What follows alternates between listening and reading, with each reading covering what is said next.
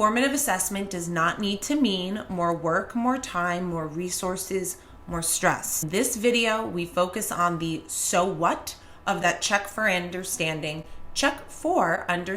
cycle. I talk more about that cycle in my video. Data collection doesn't have to be hard. So what do we do with our data once you have it so that you don't have to carry around all of those conferencing notes or analyze stickies after class or rewrite your lesson plan for tomorrow? Here is how. The first step is timing. Know when to administer the CFU in your lesson. If you have decided to administer a CFU that focuses on a prerequisite skill of your learning target, it probably makes most sense to have it at the beginning of the lesson.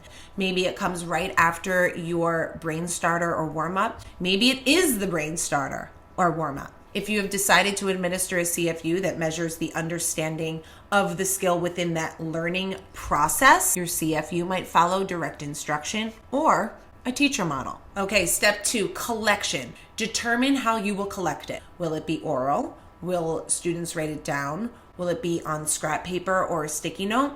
And then the final step, step 3, sorting. Have a spreadsheet with students' names on it. Have your stickies ready to go. And while you're running through your stickies of who got it, you're checking off those names on your spreadsheet. And then you end up with something like this. Let's work this through with an example. Okay, so here we have my class. Hey, y'all. So by the end of this lesson, students will be able to provide textual evidence to support their thinking about a topic, and that's what is up on that smartboard there. So the first step in all of this is timing. I've decided to have my CFU follow the teacher model, which is what you see here. Students are seeing and hearing my thinking on how to select textual evidence, and then that CFU directly follows, where they are asked to provide a secondary piece of textual evidence. Next step, collection. Once the time is up, about 2 minutes, I end up collecting the half sheets. If students didn't finish, and there were a few, that is fine. That becomes part of my data collection. Now sorting. Step 3. My students have to remain engaged while I quickly sort, so I've tasked them with a turn and talk related to the CFU.